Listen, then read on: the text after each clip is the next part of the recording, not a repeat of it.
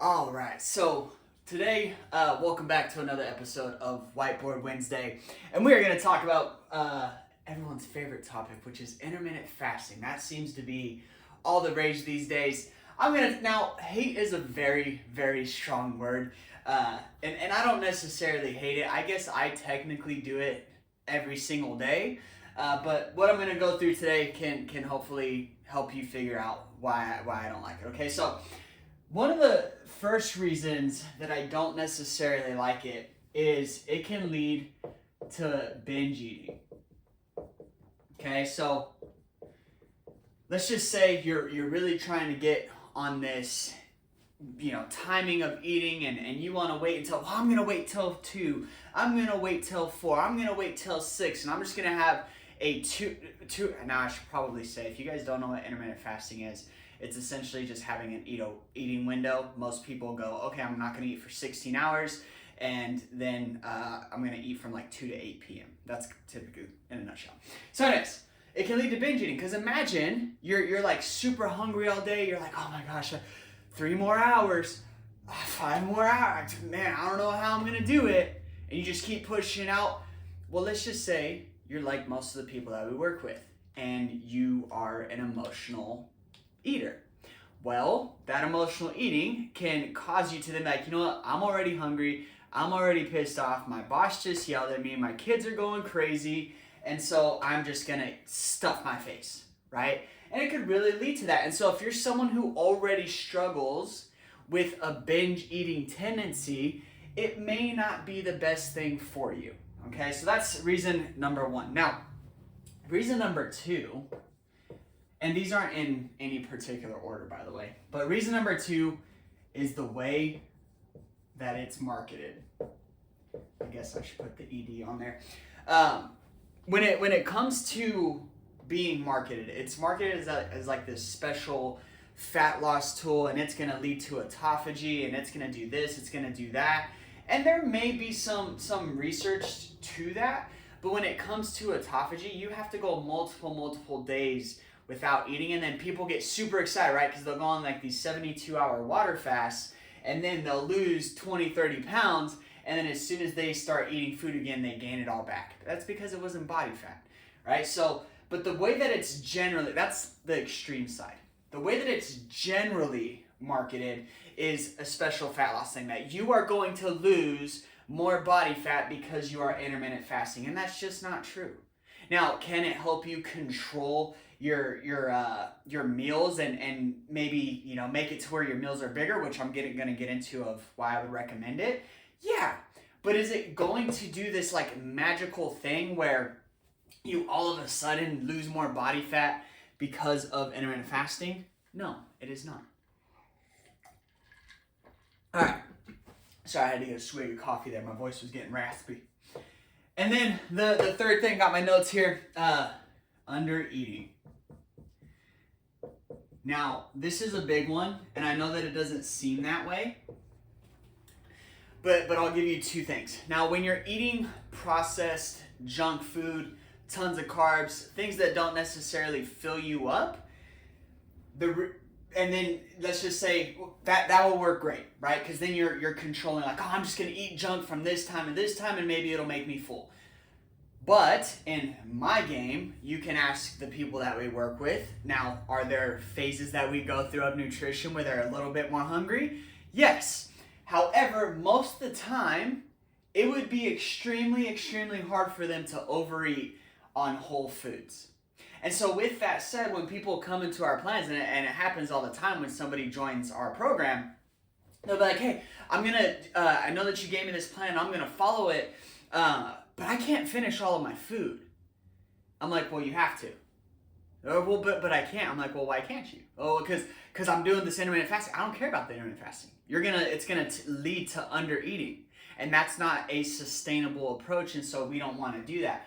And remember, maybe you don't know this, but the lower your intake of food is, the more your body starts to fight back. Okay, so imagine it kind of like a graph where it's like, okay, I'm going to increase, how little food, I probably wrote this the wrong way here, but I'm going to increase how little food I'm eating, right? I'm not eating a lot of food, and now my body fat, it's going to be like pushing a rock uphill, right? It's going to start to fight you back, because one of the things to know is your body only knows survival. Its only job is to survive, thrive, and procreate. That is it. And so anything above that, the more extreme it is, the more it's going to push you back, and long term, the slower it'll be. Now, this is where some social media influencer will come in and be like, well, how come there's starving kids in this place? And how come there's...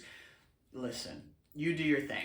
I would guarantee that if you're watching this video and you're not some know-it-all, you've probably tried to starve yourself on 500 calories, 800 calories, 900 calories, something extreme, 1200's a big one, and it was the hardest thing in the world, right?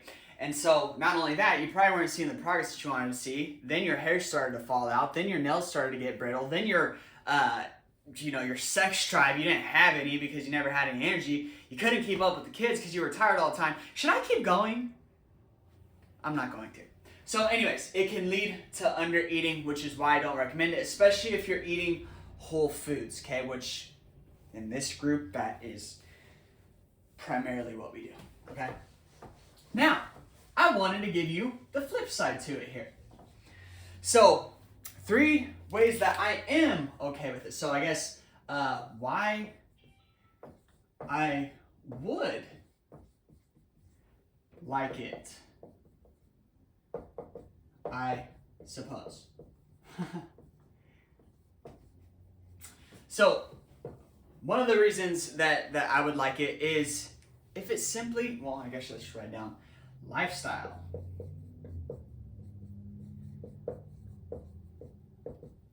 So if it simply fits your lifestyle, like for me, and technically I do intermittent fasting every day, but it's not something that I actually have to think about, right? It's just part of my thing. So I won't have my first whatever until 12, 1, sometimes 2 p.m. Not because I'm trying to do that, but because I'm either getting some work done or I've had some, and to be honest with you guys, like with the way that we eat, I'm just not hungry. Like I'm like, oh, I should eat my eggs now, because if I don't have my eggs now, I'm gonna have to have them later, and then I'm gonna be super stuffed and I'm not gonna want to finish all of my food, right? So I almost have to make myself eat, which, by the way, if you're trying to lose body fat, is a very good position to be in. I think you would agree. So with that being said, I'm like, okay, I'm gonna do it, but I technically do it every day, but not because I'm trying to. So when I talk about it fitting your lifestyle, is you're not going out of your way to do it. You're not like, okay, all right, let me just, and 2 p.m. go, right? Like that's where it gets a little weird. And then if you're someone who's like a type A personality and overthinker, just you overthink everything. Well, let's just say it's 8:05 and you miss, you're like, oh man, I ate past 8 p.m. What are you gonna feel like? You're gonna feel like a failure. And so it's just another thing to complain about, to not be happy about, and lead you to doing nothing, which is not where we wanna be, right? So if it naturally fits your lifestyle, that's cool. Second thing is, how do I write this? You eat all the food. So what that, like I said earlier, like it can lead to under-eating. Well, if you are doing it and you still eat all of your food anyway, I'm cool with it, right? The most important thing is making sure that you get everything in, because I do not want to get to a point to where we have to make an adjustment to your plan, and now all of a sudden it's getting harder and harder because you're fasting and you haven't been eating all of your food, and now you're like really hungry, right? It just starts to be pretty hard. And so you want to make sure that if you are doing it, that you're still eating all your food. And if you are, and I tell people anytime they come to work with us, I'm like, oh, can I do intermittent fasting? You absolutely can. Can I do 1 meal a day? You absolutely can. So long as you get everything in. Everything. Okay, so if you're like doing the starting plan, you do the KLD coffee, you do the protein veggie fat, you do the protein veggie fat, and you do the coffee or the tea again, you can get that all in 1 meal and not completely destroy your digestive system, be my guest. It's going to be pretty hard, but make sure you get it all in. And then the third one is 3 bigger meals. So if you are somebody who likes to have bigger meals, this might be a good strategy for you, right? The other things have to be in play, in my opinion. But if you like to push your meals out simply because you don't want to have to, if you follow our structure, it's not like small meals anyway. I'm not a fan of snacking. I feel like it leads to really bad things. I think everything that you do should pretty much be a meal. And people are like, well, what about the coffee? That's like a snack. Try it. It's not a snack. It keeps that blood sugar low. It'll keep you full for a while, okay?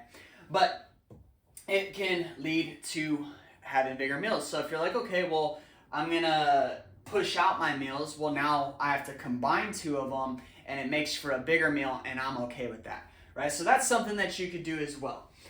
But anyways, that is why I don't like intermittent fasting and why I would like it.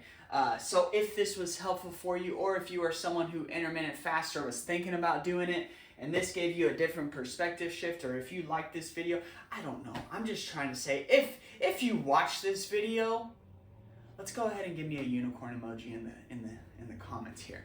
But other than that, that is all I got for you guys today. So thank you for joining me for another episode of Whiteboard Wednesday, and I'll see you next time.